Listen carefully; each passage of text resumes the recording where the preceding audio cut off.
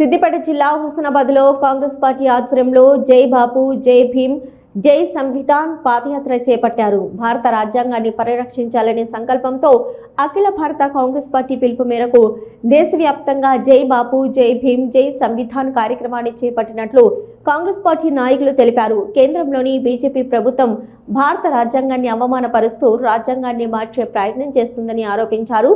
దీనికి గాను పార్లమెంటులో 400 ఎంపీ సీట్లు రాకపోవడంతో ఇప్పుడు డిలిమిటేషన్ పేరుతో 400 ఎంపీ సీట్ల మెజార్టీ పెంచుకొని రాజ్యాంగాన్ని మార్చే కుట్ర చేస్తుందని మండిపడ్డారు.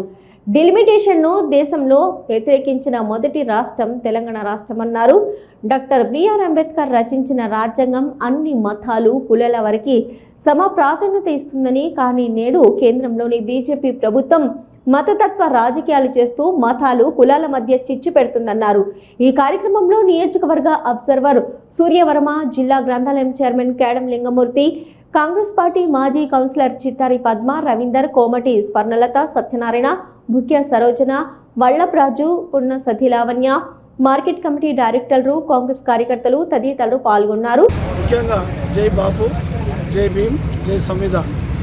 రాహుల్ గాంధీ గారు కన్యాకుమారి నుంచి కాశ్మీర్ వరకు, గుజరాత్ నుంచి అరుణాచల్ ప్రదేశ్ వరకు 3000 కిలోమీటర్లు పాదయాత్ర చేసి ఈ దేశంలో ఉండేటువంటి పరిస్థితుల మీద పూర్తిగా అవగాహన చేసుకున్న తర్వాత ఈ దేశంకి మరి బాపూజీ నాయకత్వంలో 1906 నుంచి 48 వరకు 31 సంవత్సరాలు మహాత్మా గాంధీ నాయకత్వంలో స్వాతంత్ర ఉద్యమం నడిచింది. ఆ తర్వాత జై భీమ్ బాబాసాహెబ్ అంబేద్కర్ గారి నాయకత్వంలో భారత రాజ్యాంగం రాబడ్డది. సంవిధాన్ భారత రాజ్యాంగాన్ని ఎట్లయితే మనం కాపాడుకునే పరిస్థితి మన మీద బాధ్యత ఉన్నది అనేటువంటి విషయాల మీద వాళ్ళు ఈ ప్రోగ్రాం ఇచ్చారు. భారతదేశంలో ఉండే 6,45,000 గ్రామాలలో, తెలంగాణలో ఉండే 12,769 గ్రామాలలో, మన నియోజకవర్గంలో ఉండేటువంటి 165 గ్రామాలలో, హుస్నాబాద్లో ఉండేటువంటి 20 వార్డులలో ఇవాళ పరిచయ కార్యక్రమం చేసినాం. ఈ ప్రోగ్రాం మన ప్రభాకర స్వామి విగ్రహం కాంచెలి, మన మార్కెట్ యార్డు అక్కాచర్మాలో అంబేద్కర్ విగ్రహం కాడికి మల్లచెట్టు చౌరస్తా నుంచి వచ్చినాం. ఇవాళ సాయంత్రం మళ్ళా హుస్నాబాద్లో 1వ వార్డు కేపీ కాలనీలో కూడా ప్రోగ్రాం ఉంటుంది. 6, 7, 8 దాకా 2-3 గంటలకు.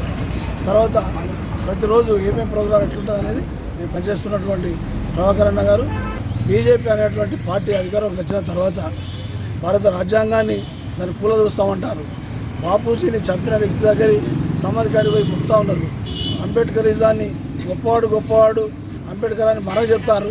పార్లమెంట్లో అమిత్ షానే అన్నాడు కదా, 4-5 సార్లు అంబేద్కర్ అనే బదులు 4-5 సార్లు శ్రీరామ్ అంటే నీకు మరిజన్మలైన పుణ్యం దొరుకుతుంది.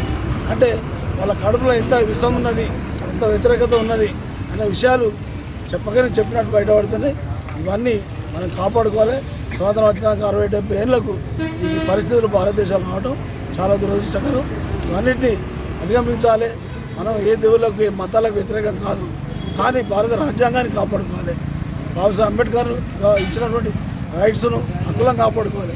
మహాత్మా గాంధీ సిద్ధాంతాన్ని మనం కొనసాగించాలి అనేటువంటి ఆలోచనతో రాహుల్ గాంధీ గారు, మల్లికార్జున ఖార్గే గారు, సోనియా గాంధీ గారు, ఇక్కడ మహేష్ గౌడ్ పిసిసి అధ్యక్షులు, తర్వాత ముఖ్యమంత్రి రేవంత్ రెడ్డి గారు, రాష్ట్ర క్యాబినెట్, మన శాసనసభ్యులు మంత్రి గారు, మన ప్రభాకర్ అన్న గారు, మన అందరి సమక్షంలో ప్రతి వాడకు వ్యవసాయ బాయిలకాడ ఇంటింటికి అంటే బాయిలకాడ పనిచేస్తున్నటువంటి వ్యవసాయ కార్మికుల దగ్గర కూడా ఈ పరిస్థితులు తెలవాలి.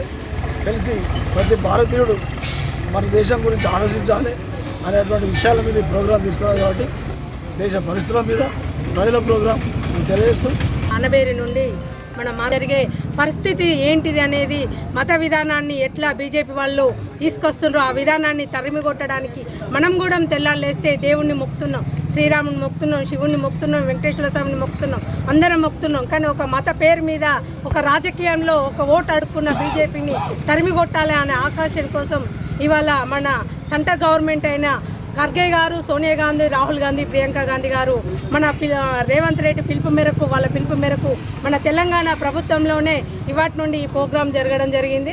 ఇది 15 రోజుల నుండి డోర్ టు డోరు మేము మా కుటుంబ సభ్యులు అందరం చేయగలుగుతాం. హుస్నాబాద్లో జై బాపు జై భీమ్ జై సంవిధాన్ అనే కార్యక్రమాన్ని మన గౌరవ ముఖ్యమంత్రి రేవంత్ రెడ్డి గారి సూచన మేరకు మరియు ఇక్కడ స్థానిక ఎమ్మెల్యే మరి మా మంత్రివర్యులు పొన్నం ప్రభాకర్ గారి ఆదేశాలతో ఇక్కడ ఈ కార్యక్రమాన్ని లాంచ్ చేయడం జరిగింది. ఇవాళ జై బాపు జై భీమ్ జై సంవిధాన్ అనే కార్యక్రమం తీసుకురావడానికి ముఖ్య ఉద్దేశం ఏంటంటే మా అఖిల భారత కాంగ్రెస్ కమిటీ పిలుపు. ఇవాళ ఈ భాజపా అనేది మన రాజ్యాంగాన్ని మార్చే కుట్రలో భాగంగా 400 సీట్లు పెంచే విషయంలో మళ్ళీ డీలిమిటేషన్ అనే కొత్త నాటకాన్ని మొదలుపెట్టింది. అలాగే ఇక్కడ కుల మతాలకి విభేదాలు సృష్టిస్తూ వాళ్ళు చేస్తున్న అరాచకాల మీద పోరాటమే ఈ మా జై బాపు జై భీమ్ జై సంవిధాన్ కార్యక్రమం. కాబట్టి మా అఖిల భారత కాంగ్రెస్ పార్టీ ఆదేశాల మేరకు ప్రతి నియోజకవర్గంలో ప్రతి మండలాన్ని ప్రతి గ్రామాన్ని ప్రతి వార్డుని చుట్టి గడప గడపకు మా కాంగ్రెస్ కార్యక్రమాలన్నీ కూడా చేకూరే విధంగా ఈ కార్యక్రమం ఉంటుందని చెప్పి తెలియజేసుకుంటూ